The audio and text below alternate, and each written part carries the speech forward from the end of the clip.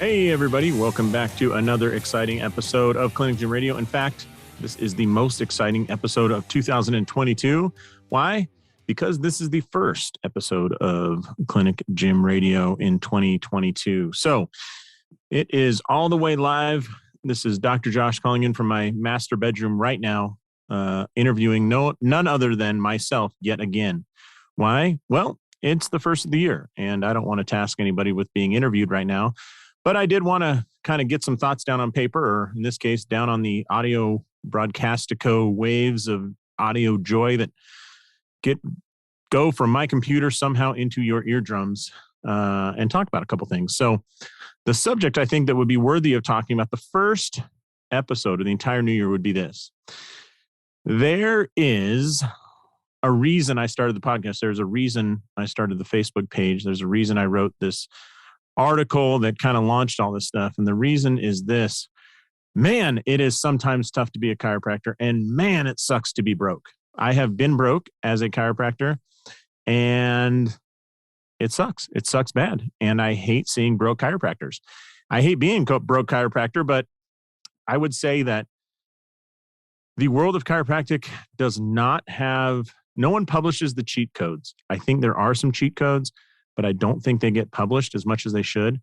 And the big reason that I really talk about, the clinic gym model is because I realized quickly that exercise was fantastic therapy for patients. I mean, even if you read the research, but even if you don't read the research and you just do exercise and active rehab with your patients, you notice that, hey, I think I'm going to have a line of t-shirts that say, sweat glands are pain relievers. Like the more you use, the more your patients sweat, the better they seem to do, and the more their pain seems to go away.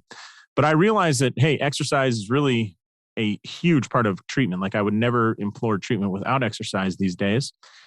Couple that with the fact that someone else can do exercise for you, right? So you could hire a personal trainer, you could hire a CA, you could hire a exercise phys, an ATC, whatever, for someone to do exercise for your patients.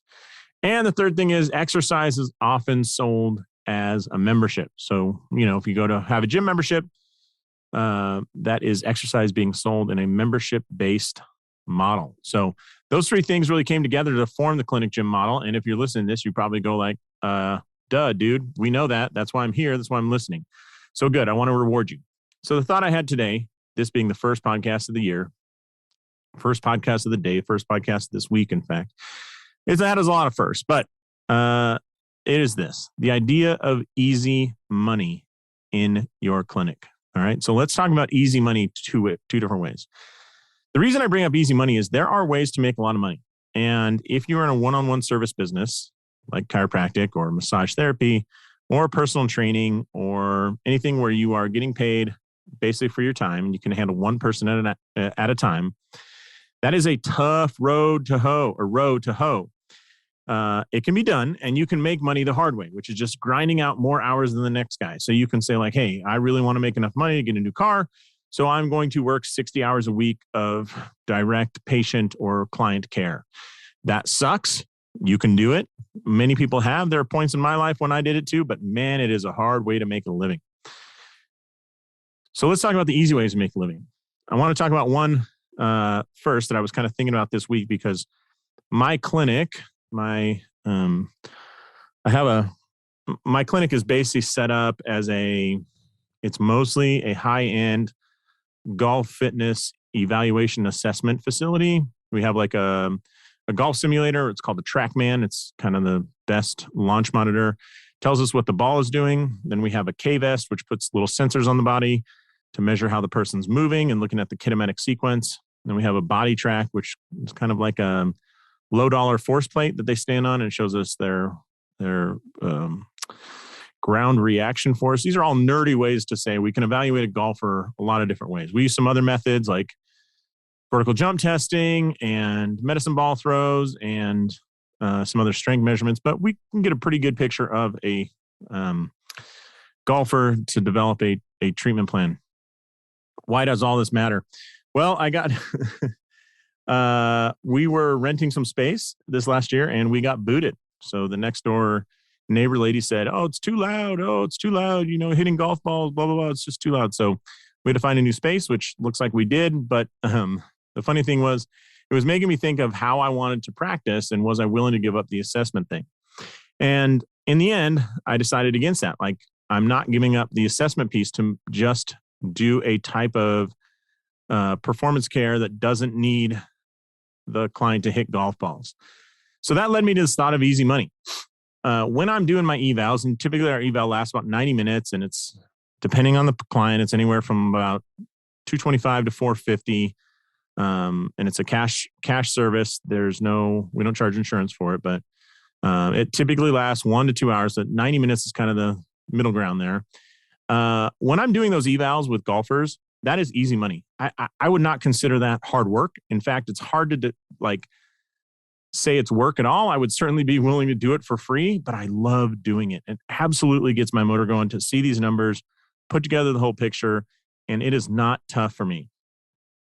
And I love it. Now, this is not for everybody. And in fact, I would say this is a really niche of a niche of a niche of a niche of a niche. Like, we serve a certain kind of client. I always jokingly say our clients are male, pale, and stale.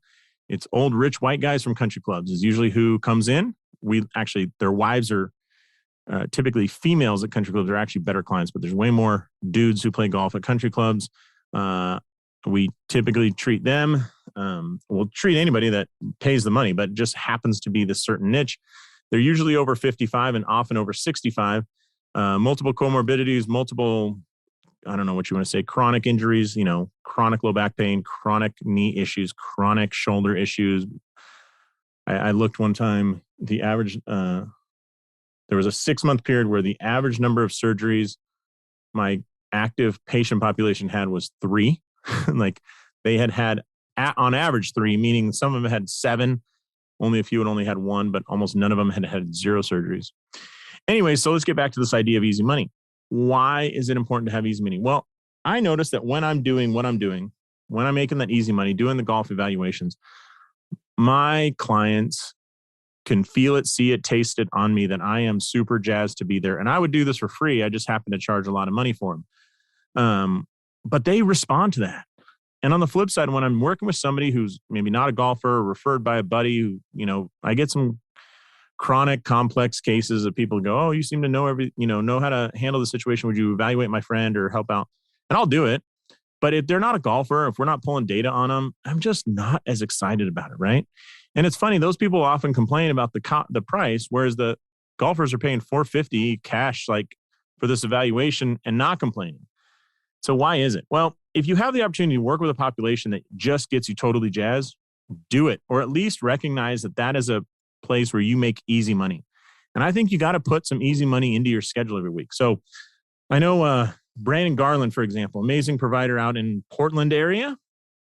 He works with disc golfers. And I'm not talking about like kind of dabbles in it. Like, he's working with the national level team or US Open team or world champion disc golfer. Like, this is high level stuff. For him, if disc golfers get him jazzed, he should inject that easy money into his calendar every day, every week, every month, right? Work on the people who get you jazzed up. If you're interested, I have a friend that works on rodeo athletes. It gets them jazzed up. Work on that easy money. Now, little sidebar. Easy money oftentimes can trick you, though. Or these patients that you love to work on can often trick you because we forget that we have to get paid for this. And I'll tell you the story from my own history. When I first moved out here to Las Vegas, a friend of mine was on the first season of a show called The Ultimate Fighter. I've told this story 1,000 times before, but why not make this podcast episode a little longer for you? So my friend was on The Ultimate Fighter. He was friends with everybody at Randy Couture's gym, which is kind of the premier gym for MMA fighters at the time. He knew everybody in the UFC. He personally knew all the major players. Let's see, Frank Mir, Heath Herring, Stephan Bonner, Forrest Griffin at that time. Those guys were on the show as well. Trying to think of some other players, Boss Rutan, Frank Trigg. So this is, 15 years ago in the UFC, but these guys were all John Lewis, kind of some big names, right? So he knew all those guys and had lunch with all those guys. And I had moved to town. I was helping my friend, kind of with some performance care. So he thought he would do me a favor, bring in all his buddies so that I could get exposure to these guys. I love doing it. They were complex cases. You could really analyze and get a lot of interesting information. The problem was they didn't have any money. So I was doing care that I love to do, and I was going broke doing it. So although I love to do that, it was not easy money. So I want you to think about easy money in the fact of what would you do for free that you actually also get paid pretty decently for. I was not getting paid anything for the UFC guys, or the MMA guys, so it was not easy money. It was easy. It was easy work, if you want to call it that. It was a lot of fun, but it wasn't easy money. And I want you to think about easy money and injecting that into your schedule. So the best filter I found for easy money is this. This is by trial and error. I've screwed this up enough to know that this works, but go to your wife, husband, boyfriend, girlfriend, partner, whoever, and if you're not in a relationship, then like mom, dad, brother, sister, whoever you talk to the most often during the week, right? And this is like the most accurate way to do this. And ask them like, hey, so for me, I'd ask my wife, hey babe, who do you see me, like who do I work with? And you see me, I'm totally jazzed afterward, right? I'm totally psyched up afterward, or, I do it all the time, and I love doing it. And my wife would she's like, oh, it's golf evaluations. You got to do that. My wife will tell me all the time, like, hey, because the two things get me jazzed, like golf evaluations and teaching the SFMA out on the road. I love that, right? And she'll tell me like, hey, you seem kind of down for the last week. When's the last time you taught? And I'm like, what do you mean? She's like, come on, that fills your batteries, right? She'll do the same thing with the clinic. I'll say, hey, my buddy was talking to me. I'll talk to, say, my buddy Aaron Jorgensen, who's an amazing provider, has a great PI clinic. Oh, I was talking to Aaron. He was talking about, PI and all this. And she like gives me this look, and she's like, that's great. You guys talking about it. You're not doing that. Like, why not? She's like, because every time you work with PI clients, you're like down in the dumps afterwards. You hate it. Don't do it. And I like kind of laugh, but she's right. I don't get jazzed about that like I do the golfers. So although the PI clients have money, or would be money, right? It's not easy money. And for me, the golfers are easy and pay. So that's easy money. The MMA guys were easy, but no money, right? So finding that easy money is important. So what is it for you? And I would love it if you threw it up in the comments on the Facebook page, or emailed me, josh@clinicgymhybrid.com, or send me a message like, what is easy money for you, or who is easy money for you, or what classification. So for Aaron, it's PI referrals. Like, he just loves that system. He loves working with everybody and making the referrals and working with attorneys and everything. For other guys, Brandon I talked about is, I think it's disc golf. I haven't actually talked to Brandon about this. So Brandon, if I'm wrong, please correct me. I think for the Bleems, Chip and his wife Carol, they have a cool Clinic Gym Hybrid out in, Sykesburg, Maryland, Eldersburg, Maryland. I can't remember. I've been out there. They were wonderful hosts for me. But for him, I think it's preaching the methods of the kettlebell in patient rehab. To him, I think that's easy money. It pays well. People love it. People can see that it totally jazzes him up, and he loves doing it, right? He would do it for free. I just think you got to find that easy money. So that's the first thing, is like, who is it or what is it that you do that is easy money that you would do no matter what, but it also happens to pay really well. I think this year it's worth your time, worth your struggle, worth your effort to find out what that is and just start trying to fill your week up with more of it. All right. So if it was golfers, go find more golfers. If it's disc golf players, find more disc golf players. If it's teaching more people about the kettlebell with Chip and Carol, like, hey, let's find time to teach more kettlebell stuff. And I think that'll give you a great start to this year. Now, the second reason I had this podcast is there is the care that you like to deliver, or the type of service you like to provide. And then there's also the business model. And so I really think that it's important to kind of cover the business model, because I don't think most people realize it. I certainly don't stress this enough when I talk about the clinic gym model. But the goal, I remember Dan John one time, if you get a chance to ever listen to Dan John on a podcast, or Dan John at one of his seminars, or, as a guest, that guy is one of the best public speakers and just the most amazing coaches I've ever seen in my life. And he, in one seminar I was at for Perform Better, he said, the goal is to keep the goal the goal. And It is so true. Like so many times we get distracted from what we're trying to do and we lose sight of what is the goal. So he says, if you're a discus thrower, the goal is to go to the Olympics and throw the disc. The goal is not to get strong in the weight room, although that may help. The goal is to keep the goal, which is throw the disc farther than anybody else in the world. So with a clinic gym hybrid, I think I have been remiss over the last couple of years of not stating the goal. The goal is to have more than 50% of your business come from membership revenue. Monthly recurring revenue, MRR, is based on memberships you're selling, not fitness sessions, not fitness classes. You are selling memberships. Your goal should be to get to memberships. A membership-based business will completely change your life. It will. Everybody I know who goes to a membership-based business, their life has been changed. When you get MRR, monthly recurring revenue, your life will change. You'll be able to make better decisions. You'll be able to make better purchases. You'll be able to clarify your business, but get some MRR. I recently talked to a friend, Kevin Christie, and he has started a couple things where he's getting essentially memberships. And you hear him talk about that aspect of his business, and it's totally different than when he talks about clinical care. It's more reliable. I don't know if it makes him more than what his clinic does, but it's just easier. It's easier to plan with. It's easier to plan for. It's easier to think about what's next, lay out that roadmap, that pathway, and all that. It is so much better when you have MRR, monthly recurring revenue. The best way to do that is fitness memberships. So if you are going to start a clinic gym hybrid, I want you to think that the goal, that you want to keep the goal and focus on this goal, is to get fitness memberships. So a couple of little tips on that.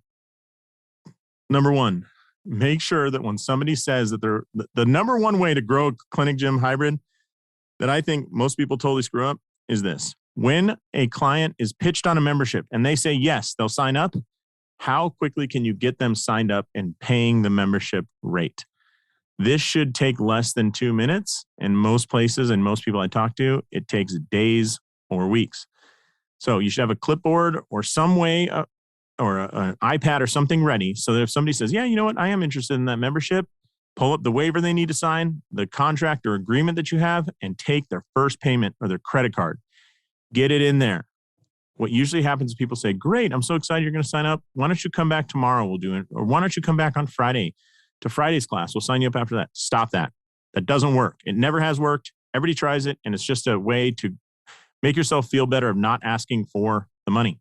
So I would say, as soon as they say, yeah, I'm interested, like walk up to the front desk and have a code word for your front desk person. It says like, hey, Sally wants to sign up for our program. The first thing that person at the front desk should do is say, all right, great, Sally, can I get your credit card from you?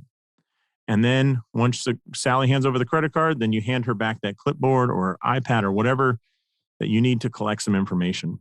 But just make that process so seamless in your office that anybody walking up to the front desk can get somebody signed up for the membership in less than 2 minutes. That will help grow your practice. It's the way that we commit to our clients, and it's the way they commit to us. There's a weird psychology that goes on. If you don't let them pay, they will develop a little bit of animosity and feel like you're not letting them pay. You're not letting them be part of your clinic or your fitness program. And a weird dynamic occurs. Ask anybody who has a membership base, what happens when you don't let people sign up. It's kind of a slap in the face, even if it's like passive aggressive. It just happens. So get them signed up. Where else was I going to go with that? Another tip with the membership. An easy way to think about how many members you could have is take your square. This works with under about 1,000 to 1,500 square feet. It starts to fall apart right around 1,000 square feet. But think about this ratio. Take the number of square feet you have and divide it by 10, and that's where your membership will top out. Okay? So take the number of square feet you have for a fitness facility, divide that number by 10, and that's roughly the number you'll cap out at. So what does this mean? If you have 400 square feet, you can sustain, maybe you can get close to 40 members. I'd guess you get probably 35 and it starts getting real packed at 40. If you've got 900, square feet, you might be able to squeeze 80 to 90 people out of it. If you have 250 square feet, I just don't see how you can have more than 25 members. But that's a rough estimation of how to do it. A couple other numbers. Membership prices for fitness are usually based on the area and financially what that area is willing to pay for stuff, right? Here's an easy way to think about it. The least amount you should charge for small group training, which is what you want to run. So 4 people in a class, 1 coach, that works really well with like 400, 500 square feet too. You don't want to have you don't want to be trying to shove 20 people in there. Just a few people, four people that allows the coach to change up and offer progressions and regressions enough, allows you to have enough room to exercise without being overwhelmed. But 4 people in a small group, a good way to think about how much should you charge is about 3 to 3.75 times the average amount you get for a visit. So think 3 to 3.5. How about that? 3 to 3.5. So if you get $70 on average per visit, no matter what you do, then you should be charging for small group training about $210 to $250 basically, right? So 3 to 3.5 times. If you're charging $50, you're in an area that your average collection is $50. That means you charge somewhere around $150 to $175. If you're in an area where every once in a while I'll see this, like they're getting over $100 per visit on average, right? Then you should be charging $300 to $400 or $3 to $375 if you're getting on average. So look at, and these are not perfect. These are just ratios that work for most of the country. So like kind of an 80-20 rule. So take your average collection, 3 to 3.75, and that's your kind of range. That'd be for small group training. So this is high service, high level training, not big group classes where there's really no coaching. There's just like announcements like, hey, this is what we're doing. Do 3 sets of 10 burpees, go. That's just different than what I'm talking about and doesn't really fit with your model. Last tip. Let me just cover this. Easy money. Where can you get easy money? Number 1, do the work that you love that's easy to get. Number 2, membership-based business. As soon as that monthly membership money overcomes your operating expense, your overhead, you will be blown away by how easy it is to make money in chiropractic. It will blow your mind. Everybody who gets that point is just like, this is the craziest thing. This is like, you want to just like run through the streets and tell everybody like, this is insane. This membership's amazing. Oh my God. People yell out, why are you yelling? Put on pants. What are you doing? But anyways, that membership stuff. And then third thing, going along the idea of easy money. What was the third thing? I completely forgot. And I wish I had notes because I totally wanted to cover this with you. We talked about the ratios that divide by 10. We talked about average rate. All right. Well, it looks like we're going to have another episode where I get to that third thing that I totally forgot. But yeah. So this is the first episode for 2022. Here's the thought. When you're thinking about your planning or you're planning for the new year, definitely look at that easy money that you want to find. Find that easy money, put it into your schedule, and find a membership that you can sell. And memberships will create that amazing recurring monthly revenue that will just absolutely blow your mind. And I cannot stress that enough. It's incredible what it does. So with that, I hope this is the best year you've ever had. I hope 2022 is far and away just the greatest year for you on whatever you want to make your priority for the year. So I'm kind of talking from an area of growth financially. But listen, if your priority is fitness, then I hope this is the best year for you. If your priority is your relationships with maybe your spouse or your kids or your parents, then I hope it's the year that you figure those things out. And if it's the year you're starting out, maybe you're a student last year and you just graduated, then hey, I hope this is an amazing start. The world has never been as bright for a young chiropractor as it is now. And my last thing, priorities. I heard this little, I'm on somebody's email list and they're a great writer. And they said the word priority was never pluralized until like the 1980s. You could only have a priority. You couldn't have priorities. because the whole point of priorities is if everything's a priority, nothing's a priority, right? If the equal amount of pressure is on everything, then it can't be special. And they said, here's an easy way to know what's the priority. The word priority comes from the word prior, and that is, what task would you do prior to another? So if you say, hey, my priorities are my kids, and I say, oh yeah, what do you do prior to seeing your kids? Like, oh, I go to the bar and I have some drinks. And then I would say, well, maybe the bar is actually your priority because you do it prior to seeing your kids. So if, and this is just what this author said, but I think it's pretty good. If fitness is your priority, then do it prior to everything else. So fitness is your priority. Do it before work. Do it before you get your kids up. Do it before you have breakfast. Do it before you get ready for work. No matter what it is, do it before, because it should fall prior to everything else in importance, right? If your relationships are the priority, then, talk to that loved one before you go to the gym, before you go to work, before that. Just make it prior to everything else. Make it the priority. So it kind of got my brain spinning. I thought I'd share that with you, but I think that kind of prior to idea helps figure out your priorities. So with that, I will let you get back to your amazing start of this year. I hope that you are following us in our Facebook group, the Clinic Gym Hybrid Discussion Group. I hope you're going to check out our Trust-Driven Treatment website that we are spinning up right now as we speak. And I hope that you are participating in some other group that just gets your motor going, that kind of easy thing. So if you're into woodworking or fixing old cars or fantasy football or custom, or what are those sneaker, what are they called? Sneaker pimps, sneakerheads. Fill your soul with that stuff, because then you become a more interesting person and people want to be around you. So with that, I hope this is the greatest year of your professional and personal life. If I can do anything for you, hit me up at josh@clinicgymhybrid.com. And as I say always, but is especially important to remember at the beginning of every year, go out there, maximize your license, and live the life you dream of. Thanks, guys. Thanks so much for checking out these videos. I hope they're useful. We'll cover things like rehab, exercise, business model, progressions, layout, everything else that helps you build a clinic. So if you're interested, you can click here, there, here, or anywhere to get more videos just like this. Thanks a lot for watching, and we'll see you soon.